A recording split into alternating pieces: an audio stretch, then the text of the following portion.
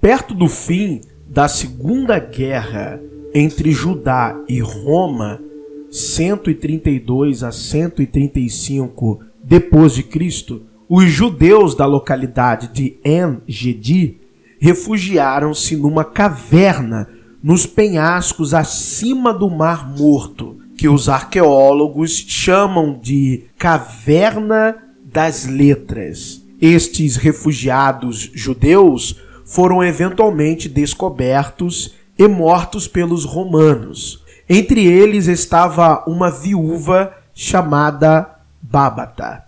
Ela e outros civis judeus deixaram En-Gedi com as tropas judaicas comandadas pelo seu cunhado Jonatan. Bábata esperava sobreviver ao ataque romano e trouxe consigo um pacote de documentos legais que apresentou nos tribunais entre os anos de 94 e 132 depois de Cristo. O conjunto de 135 documentos, que os arqueólogos denominaram os arquivos de Bábata, foram recuperados em 1962 por uma expedição arqueológica israelense liderada por Igael Yadin. Eles foram escritos em grego, também na língua nabateia e em aramaico. Havia 26 documentos em grego, que era a língua oficial das províncias orientais do Império Romano. Havia 6 documentos em nabateu, que era a língua do povo de Petra. 3 documentos foram escritos em aramaico. Esta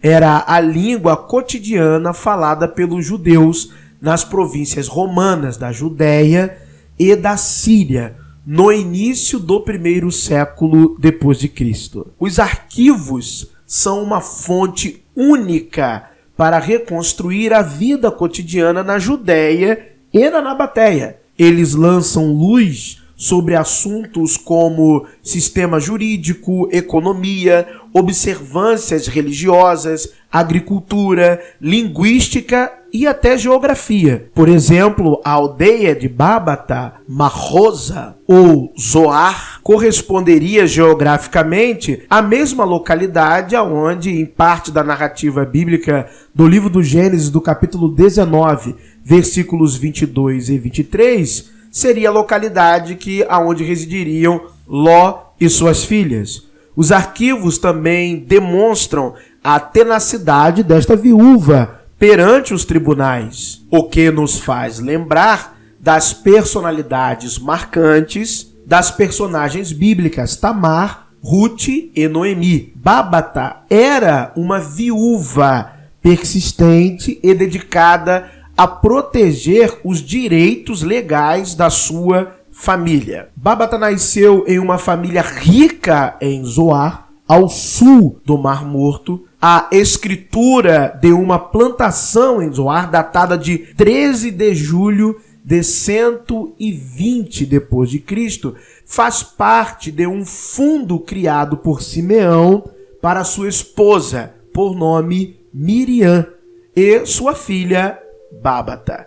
Simeão prevê que, se Bábata ficar viúva, ela poderá morar em uma das casas da plantação até se casar novamente. Bábata foi casada 2 vezes. Seu primeiro marido foi Josué. Eles tiveram um filho e assim o também chamaram de Josué. Após a morte de seu primeiro marido, o Senado de Petra nomeou 2 tutores para seu filho. Primeiro, Jonatan Eglá, que era um judeu, e Abdobidás e Louta, um nabateu. A decisão do Senado seguiu a tradição de que os cuidados de uma viúva ficavam nas mãos dos seus tutores legais. Vários arquivos de Bábata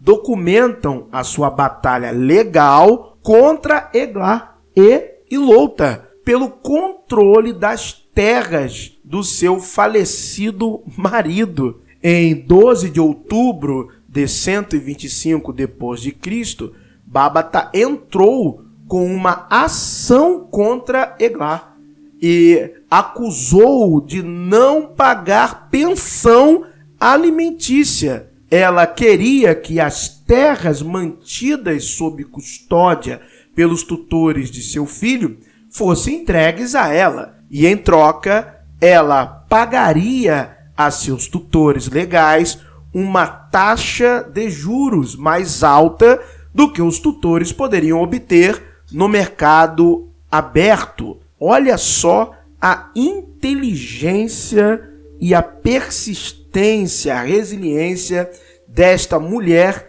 em tempos tão antigos. Babata consegue casar-se novamente. Um acordo pré-nupcial, em hebraico ketubá, entre Babata e um homem chamado Judá é negociado para a ocorrência deste segundo casamento, que foi celebrado oficialmente no dia 2 de fevereiro do ano 127 d.C.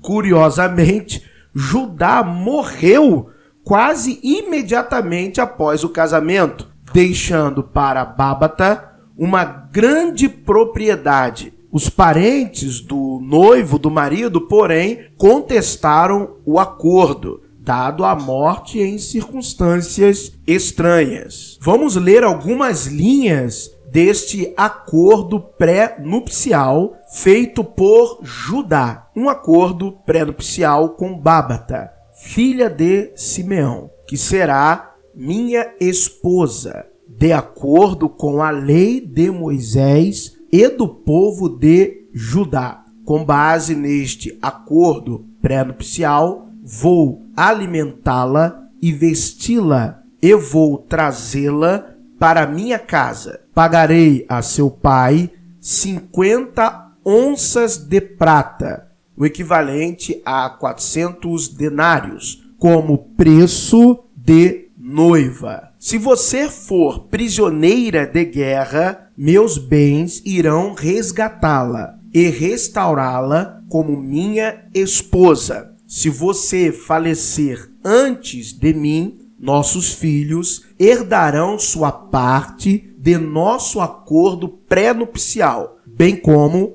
a parte de meus bens, que será alocada a todos os meus filhos. Nossas filhas continuarão morando em minha casa e serão sustentadas por meus bens até se casarem. Se eu morrer antes de você, você poderá continuar morando em minha casa e ser sustentada pelos meus rendimentos e de meus outros bens, até que meus herdeiros lhe paguem o acordo estipulado em nosso acordo pré-nupcial. Meus bens servem como garantia, prometidos para pagar nosso acordo pré-nupcial. Eu, Judá, filho de Eleazar, me comprometo com o que está escrito neste documento. Gostaram desta história da literatura da terra de Israel? Muito obrigado por terem assistido a este vídeo no canal Professor Carlos Alexandre Costa. Um abraço a todos.